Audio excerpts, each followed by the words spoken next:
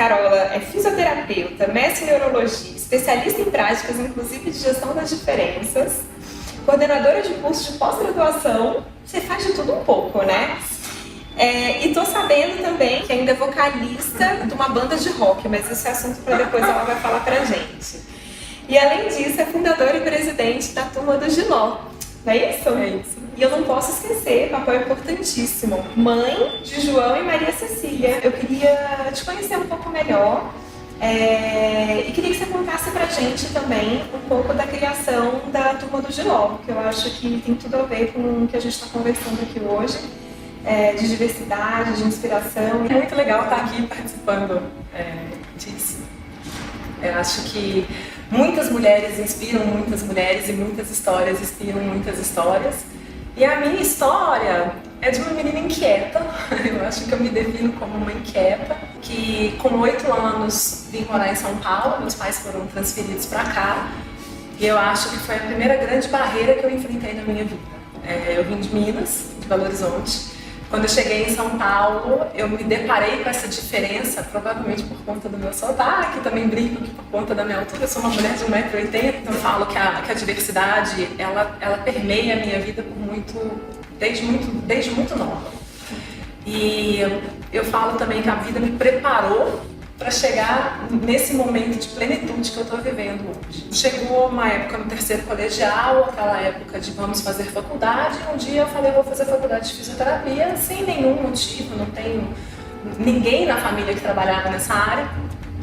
Por que fisioterapia? Por que você não vai fazer medicina? E eu falava, eu não quero salvar as pessoas, eu quero devolver a dignidade para as pessoas. E fui fazer um estágio, meu primeiro estágio foi na CD. Foi meu primeiro contato com a diversidade, com a pessoa com deficiência. Com 2 semanas de estágio, eu liguei para minha mãe e falei, mãe, vem me buscar que eu não vou dar conta de trabalhar aqui. E a minha mãe perguntou, mas por que isso? Porque eu vou ter um filho com deficiência. E a minha mãe, você está impressionada? Isso é coisa de menina. Eu falei, não, mas eu não quero trabalhar aqui. E eu fui me especializar em geriatria, fui sair da criança para ir cuidar do idoso. Também não dava conta, meus pacientes morriam, eu ficava mal, toda hora eu estava dentro de um enterro, aí eu ficava amiga da família. Terminei a faculdade, fiz uma prova e entrei direto no mestrado. E aí, no mestrado, eu fui trabalhar num laboratório farmacêutico e aí começou a minha guinada de vida. Casei, 4 anos de casada, vamos ter filho.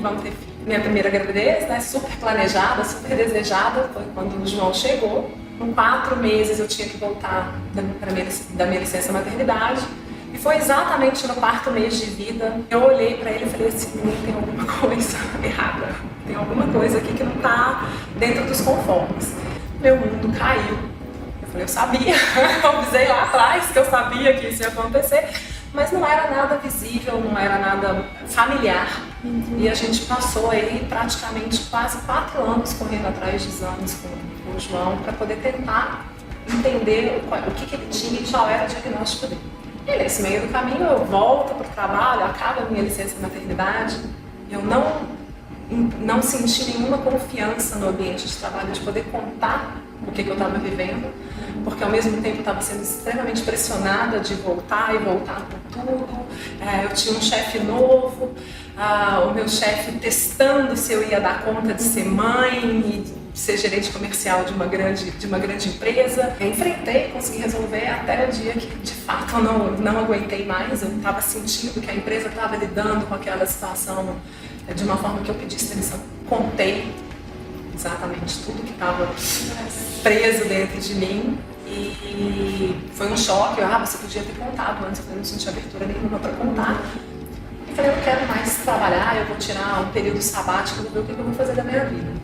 E aí também foi um momento de colocar o João dentro de uma escola e a escola lidava com ele de uma forma muito assistencialista. Ele é bem-vindo aqui, mas ele não vai se desenvolver, ele não vai ter nenhum trabalho pedagógico, ele vai vir para a escola para ter um contato social.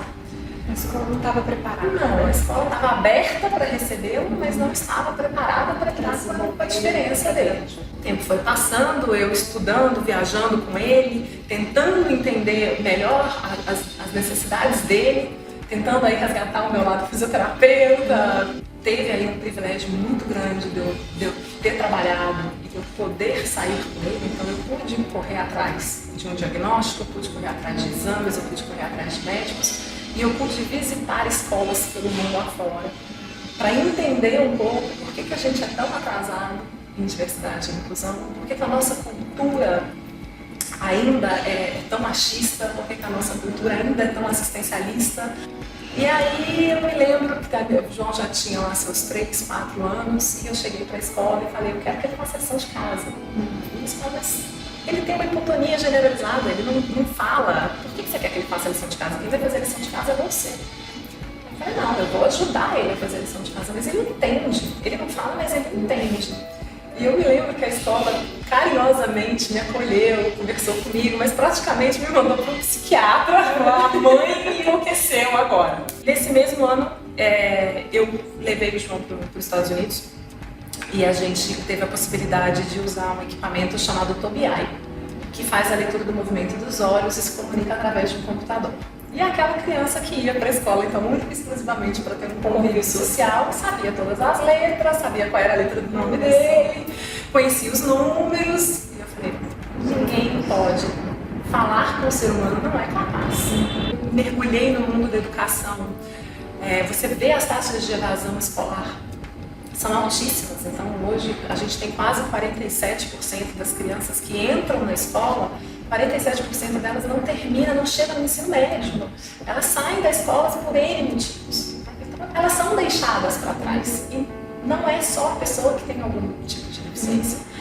Todos os grupos minoritários já encontram na escola, que é o primeiro espaço de desenvolvimento e de oportunidade para ele ser alguém na vida, ele encontra todas as barreiras. Como que eu vou mudar isso? Como que eu vou chegar no MEC? Como é que eu vou falar que o nosso sistema de ensino está errado? É uma utopia eu tentar mudar isso tudo. E eu comecei a acreditar que não era uma utopia, coisa nenhuma, que se eu não fizesse, ninguém está fazendo, alguém tem que tentar começar. Quando a gente chega numa escola e fala que a gente tem um projeto de educação inclusiva, a primeira coisa que as pessoas falam, ai, que lindo, mas a gente não está preparado, ai, eu não quero. O professor acha que o aluno de inclusão não é um problema dele, né? Que os alunos precisam estar dentro de uma caixa, de uma forma para o professor poder ensinar. Muitos professores querem, mas também não foram preparados na sua faculdade. As famílias também, a gente esbarra nos preconceitos da família, porque elas acham que uma criança com deficiência pode atrapalhar o desenvolvimento do filho dela que não tem deficiência. Eu falei, bom, eu tenho uma série de barreiras aí que eu vou ter que enfrentar. Então, o jiló é a mesma coisa, as pessoas não comem, falam que não gostam de jiló, sem nunca terem provado. E o jiló, quando a gente sabe preparar o jiló é muito gostoso, além de saudável. E eu falo que a educação inclusiva é um jiló. Ela, se você souber fazer, ela é benéfica, ela é muito gostosa, muito saudável para todo mundo. E aí surgiu a ideia de criar essa associação, Turma do Jiló, que trabalha com educação inclusiva. A gente ensina as escolas, a gente prepara a escola para ser de fato para todos. Então foi um projeto que nasceu inspirado numa pessoa com deficiência, mas que trata de todos os assuntos minoritários, de todas as minorias e de toda a diversidade. E o primeiro ano foi um ano que, assim, vamos colocar à prova se a gente realmente sabe fazer e se a gente consegue mudar alguma estatística. Eu escolhi uma escola que a gente teve uma parceria com o Ministério Público, com a Secretaria de Educação, e era uma escola com índice de evasão escolar altíssimo, com índice de violência altíssimo e com índice de discriminação e preconceito altíssimo. Essa escola tinha 37% dos alunos saíam da escola, né? Tinha uma taxa de evasão de 37%, e depois de 2 anos de projeto essa taxa caiu para 0,5%. Nossa, então a gente fala que assim, a gente mudou alguma coisa dentro daquela escola. A gente vai para dentro da escola, a gente passa um ano dentro dessas escolas e a gente vai desenvolver ferramentas para o professor ter habilidades para ele conseguir lidar com todas as diferenças, porque o repertório ele só não sabe usar isso de uma forma diferente. A gente vai falar com todos os pais, com todas as famílias, então a gente vai falar de diversidade e inclusão com todos eles, porque o preconceito e a desinformação também passa por qualquer classe social, por qualquer região, em qualquer escola, e a gente também reforma a escola. Então, para a escola te receber, a escola tem que ter um espaço acessível. E o espaço acessível não é uma rampa e um banheiro adaptado como 90% das as pessoas pensam.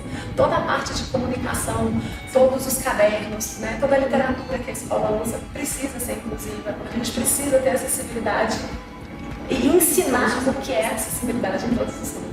Nesse meio do caminho a gente foi reconhecido, a gente já foi falar, a gente apresentou o resultado dessas escolas já em Nova York, na ONU. O trabalho da Turma do Giló me abriu muitas portas, foi muito difícil empreender no começo, mas ele me provou que é extremamente capaz de a gente lutar por aquilo que a gente acredita. Eu acho que o grande diferencial da Turma do Giló é quando me perguntam qual é o nosso maior objetivo. E eu falo que o meu maior objetivo é fechar a Turma do Giló. Porque não faz sentido para mim daqui a 50 anos a gente ainda estar falando sobre diversidade e inclusão. Mudado, né? O comportamento das pessoas, em como lidar com a diferença, né? Com a diversidade. Exatamente. Nossa, que história incrível! Quantas pessoas vocês já conseguiram impactar pela Turma do Giló? Crianças, professores capacitados? Agora, em 2019, a gente está indo para mais de 7.000 crianças e famílias atendidas, em torno de 500 professores, e a gente está indo para a nossa 10ª escola. Que legal! Estou entrando no meu 4º ano com esses números, com esses resultados. Muito orgulho, né? Muito orgulho. Falta muita coisa. E a gente acabou que a gente começou a conversar com as empresas, que a empresa também é uma escola. Né? A escola também é uma empresa e a empresa também é uma escola. Então a gente precisa educar os nossos colaboradores, a gente precisa educar a nossa comunidade para a gente poder colher os frutos dessa diversidade. A gente tem dados, né, no Brasil que a gente tem 1/4 da população, né, com alguma deficiência, né? Em compensação, a gente tem as empresas tendo que contratar 5%, né, do seu quadro funcional com pessoas com deficiência e muitas alegam que não conseguem, né, tem essa dificuldade. Onde você acha que está o problema aí? Eu falo assim, essa pesquisa de Turma do Giló, a primeira ideia foi ajudar as empresas.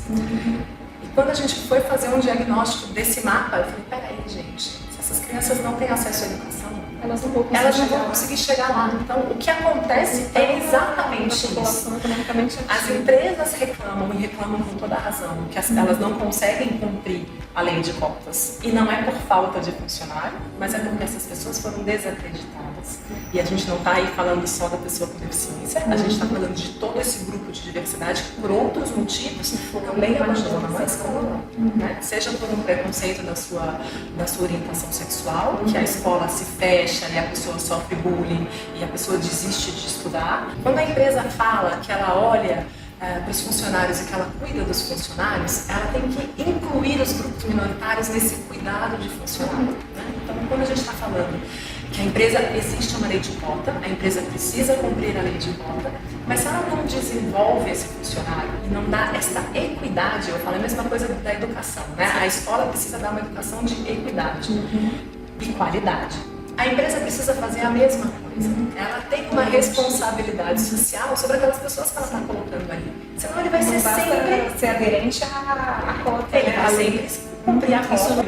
A gente só vai conseguir, de fato, diminuir essa diferença, essa intolerância, se a gente falar sobre isso do jeito que a gente está falando, de uma maneira aberta, de uma maneira tranquila, por um caminho. Ninguém consegue mudar uma cultura goela abaixo. A gente tem que ir pelo caminho do meio. A gente tem que falar, estudar, aprender e entender que a gente também não sabe nada e que a gente está sempre aprendendo com outras pessoas, né?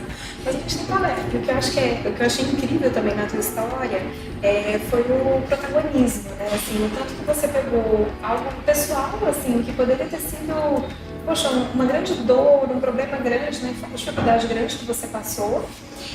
E o quanto você conseguiu transformar isso numa solução, né, para tantas famílias, num apoio para tanta gente, né? O tanto que vocês conseguem impactar tanta gente, né? E eu ainda descobri que ela é cantora, vocalista de uma banda de rock. Eu quero saber. Eu sou amadora.